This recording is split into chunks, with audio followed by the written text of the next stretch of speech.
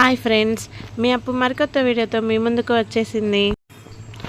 మా ఊరి సీతారామచంద్రుల కళ్యాణం ఇలా అంగరంగ వైభవంగా జరిగిందండి.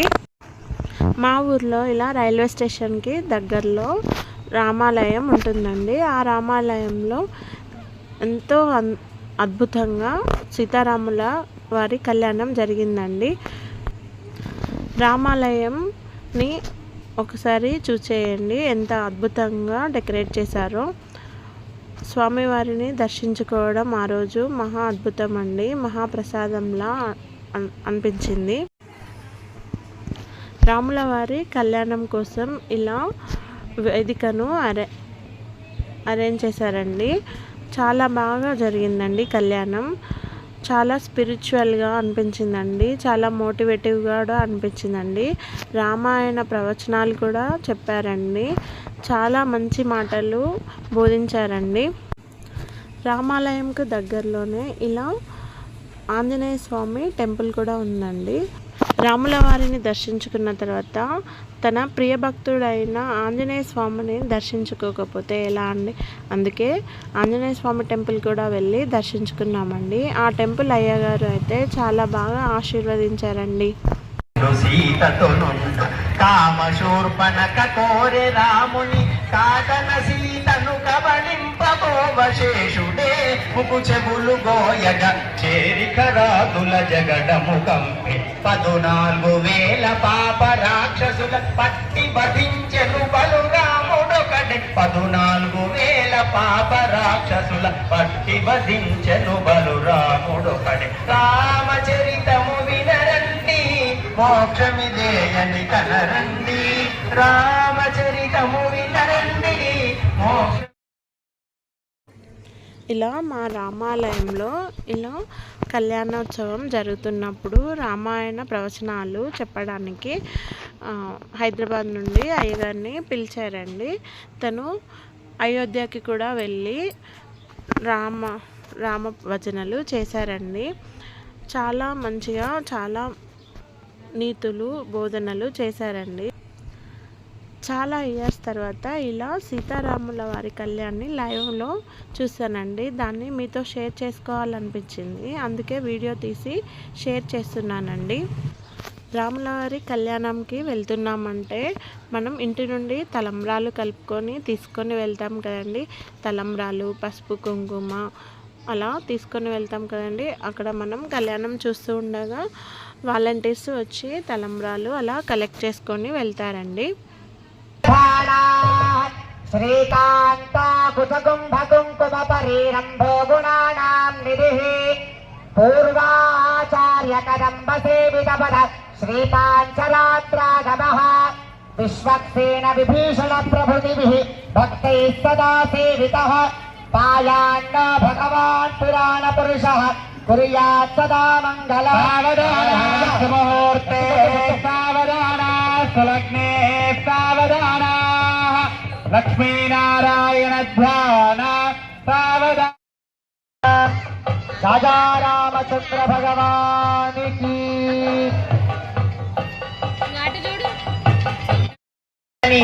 ఐశ్వర్యాన్ని ఆరోగ్యాన్ని ప్రసాదించవే తల్లి ప్రకృతి మాత లక్ష్మీదేవి సీతమ్మ అని అందరూ కూడా చక్కగా ప్రార్థన చేసుకొని స్వామి అమ్మ ఎప్పుడు కూడా మనందరినీ చల్లగా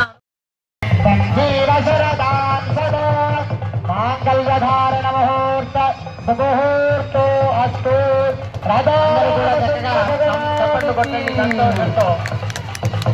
దేవతలంతా ఎదురు చూస్తున్నటువంటి సుముహూర్తము, కళ్యాణము చూతము రారండి అంటూ చక్కగా ఆ దేవతలంతా వచ్చినటువంటి ఈ సందర్భంలో అయ్యా స్వామి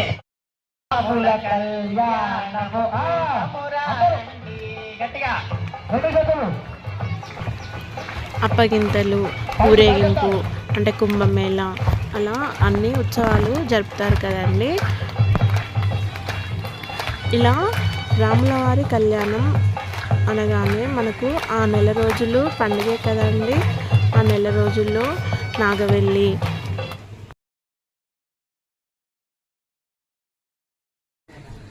పెళ్ళి అనగానే మనం కట్న కానుకలు చదివిపిస్తాం కదండి. ఇక్కడ కూడా స్వామివారికి కట్న కానుకలు మనం రాపియాలి అనుకుంటే వాలంటీర్స్ మన దగ్గరికి వచ్చి రాపించుకొని తీసుకువెళ్తారండి. ఆ సీతారామచంద్రుల వారిని చూడడానికి 2 కళ్ళు సరిపోలేదండి. ఇలా రాముల వారి కళ్యాణం అంగరంగ వైభవంగా జరిగిందండి మా ఊరి రామాలయంలో. స్వామివారి కళ్యాణోత్సవం తర్వాత 9 రోజులకి రథోత్సవం జరుగుతుందండి. ఆ రథోత్సవానికి మేము ఇల్లంతకుంట వెళ్ళామండి. ఈ ఇల్లంతకుంట సీతారామచంద్రుల వారి దేవస్థానానికి చాలా ప్రత్యేకత ఉందండి. రాముల వారు చాలా బాధపడి దుఃఖించిన ప్రదేశం అండి ఈ ఇల్లంతకుంట అనేది. సీతారాముల వారు అరణ్యవాసానికి వెళ్ళినప్పుడు వాళ్ళ తండ్రి మరణ వార్త విని అక్కడే ఆగిపోయారండి. అదే ఇల్లంతకుంట అండి.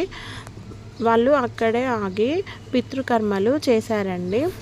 పూర్వకాలంలో అలా తెలిసిన తర్వాత రాముల వారి స్వయంభూను తయారు చేయడానికని చాలా ప్రయత్నాలు చేశారండి. కానీ తయారు చేసే విధానంలో చేతులు కట్టవడం, గాయాలు అవ్వడం అలా జరిగినాయండి. తర్వాత స్వామివారే వారి కళ్ళలోకి వచ్చి ఇలా పరదా వేసి ఉంచండి, 7 days తర్వాత చూడండి నా విగ్రహం, నా స్వయంభూ రెడీ అవుతుందని చెప్పారండి. వారు అలానే చేశారు. 7వ రోజు తర్వాత పరదా తెరిచి చూసేసరికి స్వామివారి స్వయంభూ అలా ఇల్లంతా అనే చెట్టుకు ఒక మూలన వెలిచిందండి. సీతారాముల వారు అలా ఇల్లంతకుంట అనే పేరు కూడా వచ్చిందండి. ఈ రథోత్సవంకు సీతారాముల వారిని ఒక రోజంతా రథంలో ఊరేగింపు చేస్తారండి. ఇలా ఊరేగింపు జరుగుతున్నప్పుడు రథం మీద రూపాయి బిళ్ళ పెట్టి కొబ్బరికాయ కొట్టడం ఇది మా ఆచారం అండి. నా చిన్నప్పుడు మా తాతయ్య ప్రతి సంవత్సరం రాములవారి కళ్యాణంకి ఇల్లంతకుంట తీసుకువెళ్ళేవారండి. గరుడ స్తంభం దగ్గర గరుడ ముద్ద అలా ఎగరవేసేవాళ్ళండి. ఎవరికైతే గరుడ ముద్ద దొరుకుతుందో వాళ్ళు చాలా లక్కీ ఫెలోస్ అని అనేవాళ్ళండి. నాకైతే ఏ సంవత్సరం దొరకలేదండి.